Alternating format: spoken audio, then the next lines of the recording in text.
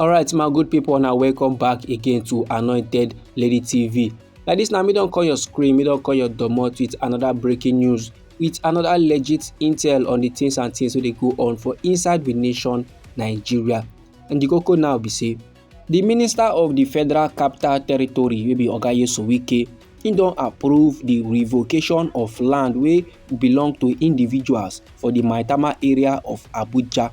And Oga Wike dey revoke dis land sake of say for years now the countrymen wey dey involved never pay for their certificate of ownership.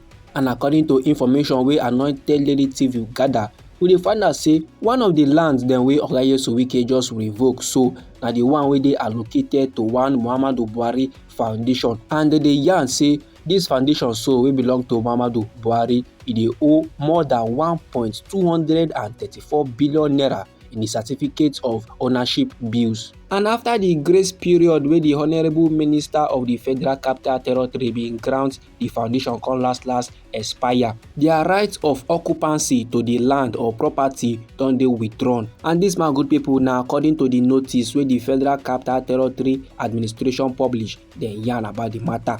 And according to them, this action dey in line with the Land Use Act of 1978 wey dey yarn say if person no keep to the terms of the land allocation, say government get power to collect the land back.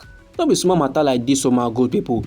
You know say as the Honourable Minister of the FCT wey be Wike come go revoke these lands dem so, no be only the Muhammadu Buhari foundation na it affect o. Plenty other big names dey ground wey the revocation also affect. And these big names dey include one countryman wey dey go by the name George Akume, and he na the current secretary to the government of the federation. And the thing come still affect him wife wey dey go by the name Regina. Two of them together dey owe more than 34 million naira in the certificate of ownership bills. Other politicians and high-profile countrymen wey the revocation of lands follow affect na men like Senator Dino Melaye, and Oga Dino bin run for governor for Kogi State. Then another countryman wey dey also affect na Oga Shehu Shani. He na politician and he na activist. He don also contest for Kaduna State governor. The thing also affect Rochas Okorocha wey be the former governor of Imo State. E still affect Senator Abdul Ningi, and he na the former chief whip of the Nigerian Senate.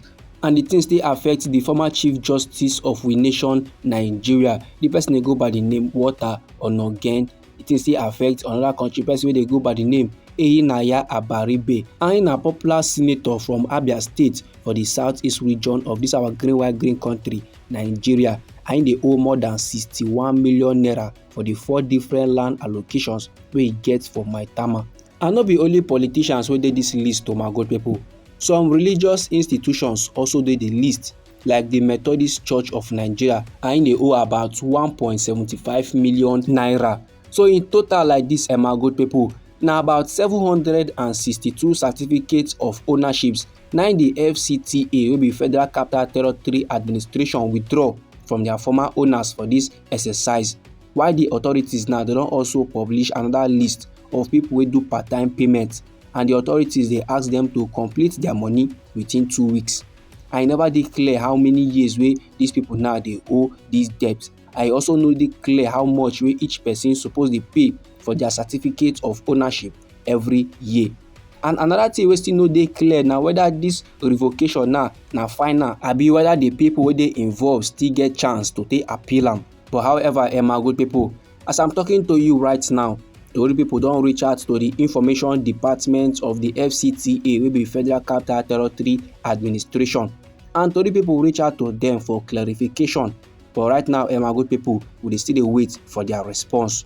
And this no be the first time wey be say Oga Wike dey revoke lands wey dey allocated to big men for inside Abuja since he become the Minister of FCT. Reports dey ground say for inside the month of September for inside the year 2023, him bin revoke the lands of some politicians, judges, companies and individuals. All these men now dey include the presidential candidates of the Labour Party for the 2023 general elections, and I'm talking about the one and only Peter Obi. The reason for the revocation that time na sake of say dem no develop the land within the time frame wey government give them. Anyhow, this informate be you for body, my good people. Feel free make you drop am inside our comment section. Meanwhile, I still get another legit information wey dey my table like dis wey I need share give the general public. And the koko be say one fresh prophecy now don burst out o, and dis prophecy now dey predict the victory of Mr. Peter Obi. Dis prophecy now dey predict say na the former governor of Anambra State wey be Mr. Peter Obi na im go be presido of dis our green white green country wey be Nigeria. And you see dis prophecy, my good pipu, it was made by Spirit Emmanuel Chukwudi, and him na the general overseer of King of Kings Deliverance Ministries worldwide. And my good pipu, make we no forget say e get one time wey Primate Ayodele bin come outside dey yarn say Mr. Peter Obi no go ever win presidency. Dat man no go ever be president of dis our green white green country wey be Nigeria so. But however, my good pipu, another countryman wey dey go by the name Chukwudi, and him na Ebonyi State born preacher, him na don come outside dey yarn o say any prophecy wey dey contradict, any prophecy wey dey against the presidency of Mr. Peter Obi is from the pit of hell o. Any prophecy wey burst out wey dey talk say no be Mr. Peter Obi wey go win presidency for our green white green country Nigeria, no be God wey send that prophecy.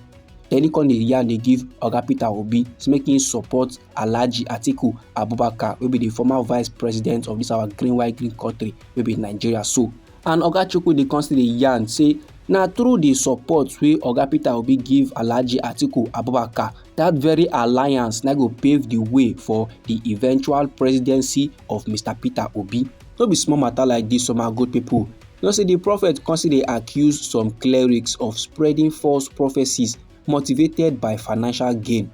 Then Oga Chukwudi come dey yarn about his past prophecies. He come dey talk about how accurate wey all im prophecies don dey so far, and he mention the presidential victory of Donald Trump, and he come still mention Hope Uzodinma's Imo State governorship, and he come still mention the loss of Goodluck Ebele Jonathan for the 2015 presidential election. Now he don come outside dey yarn say him get a powerful prophecy concerning wetin dey happen for governance for inside this our green white green country wey be Nigeria so. And this time he dey talk about His Excellency Mr. Peter Obi wey be the former governor of Anambra State. And he say the Lord God don tell am say na Mr. Peter Obi na go rule our green white green country Nigeria. Say Mr. Peter Obi na awaiting incoming presido, but no be now. Dis my good people na the informate wey I wan share give the general public. Anyhow the thing be you for body, feel free make you drop am inside our comment section. Now we be Anointed Lady TV. Now we dey like give una legit informate on the things and things wey dey go on for inside we nation Nigeria. So if you like this koko and you would like to receive more, try make you subscribe to this channel and try make you put on the notification bell so that as we dey come with the news, my good people, I go first receive the updates and you go even get them sharp sharp. And they come inside again with other legit intel for you, my good people. Try make you no go anywhere.